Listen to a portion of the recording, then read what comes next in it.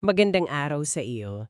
Naisip mo na ba, paano kung fit to work ka sa PEMI mo, pero meron ka palang, alam mo na, dating sakit na hindi mo sinabi? Gaano kaya kabigat yun, ano? Lalo na sa benefits mo kung magka-issue ka sa barko? Oo, isang napakahalagang tanong yan.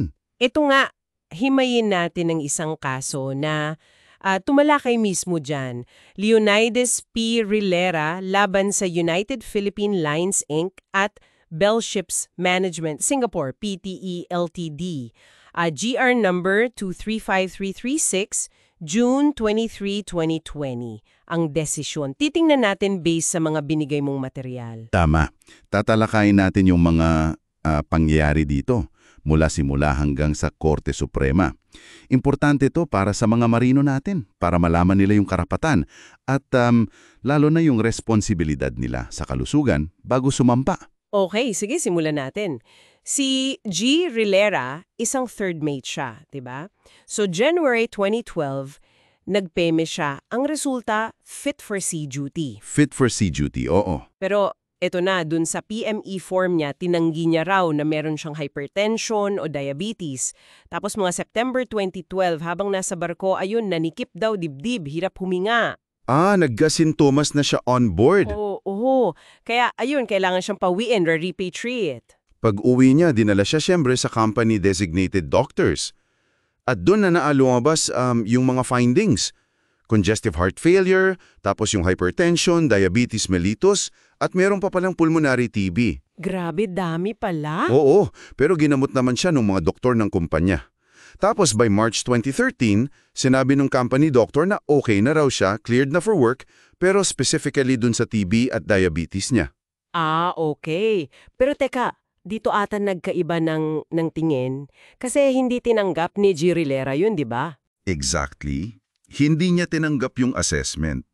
Nagpatingin siya sa sarili niyang mga doktor, sina Dr. Vicaldo at Dr. Lucas.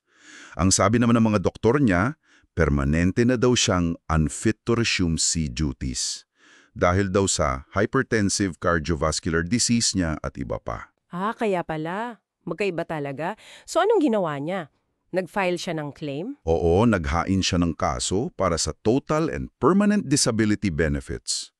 Unang venue, NCMB, National Conciliation and Mediation Board. Nanalo ba siya doon? Nanalo siya sa NCMB. Ang sabi, wala daw concealment si G. Rilera at may basehan yung claim niya. Kaya lang, May pero? may pero. Umakyat sa Court of Appeals, yung CA, at binaliktad ng CA yung desisyon. Sabi ng CA, meron daw talagang material concealment. Material concealment? Paano nila nasabi? Kasi meron daw ebidensya na alam na pala ni G. Rilera yung hypertension niya noong pang 2009, tapos yung diabetes 2010 pa. Yung PME niya 2012 na, di ba? So itinago niya raw talaga. Okay. So yun yung crucial point. Umakyat na to sa Korte Suprema. Ano yung naging tanong doon? Yun pa rin bang concealment? Oo, yun ang pangunahing issue. Meron nga bang material concealment si G. Rilera na magdi-disqualify sa kanya sa benefits?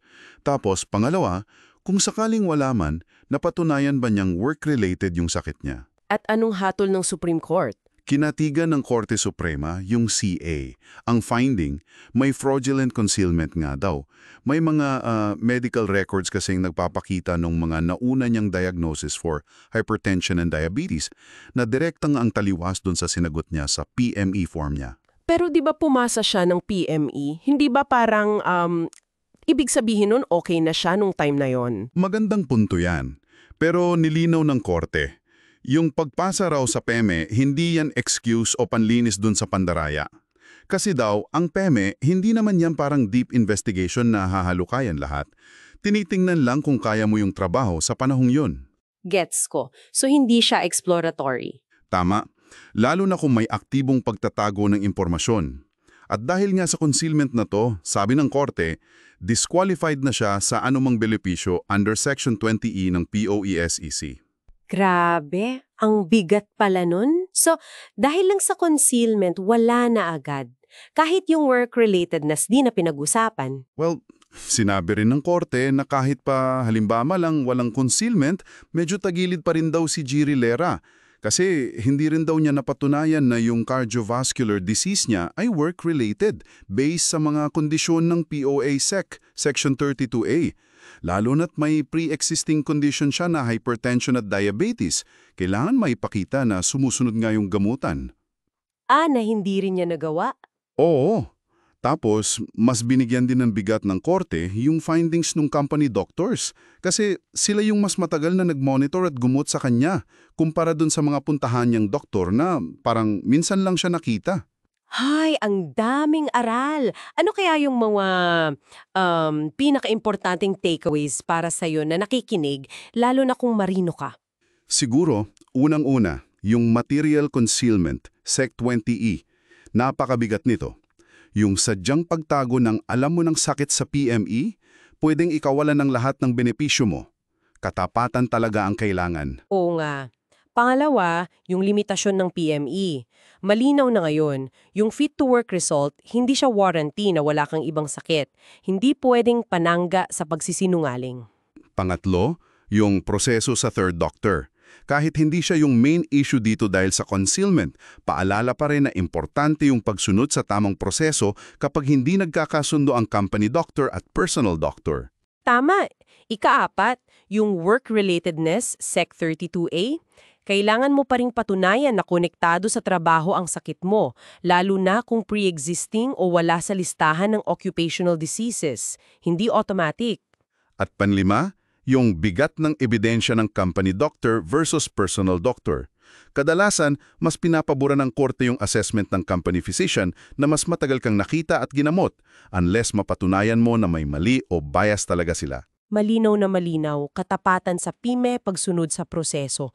Para sa iyo na nasa maritime industry, anong pinakamahalagang natutunan mo rito sa kaso ni Rillera? Pakishare naman sa comment section. At kung nagustuhan mo itong paghimay natin, paklik naman ng like o favorite. At iwan namin sa iyo itong tanong. Sa tingin mo ba, sapat na ba yung sistema natin ng PME ngayon para protektaan ang marino at ang employer? O baka kailangan pa ng mas malalim na pagsusuri bago sumakay? Huwag kalimutang mag-subscribe para lagi kang una sa mga susunod nating pagsusuri ng mga mahalagang kaalaman mula mismo sa iyong mga sources. Hanggang sa muli,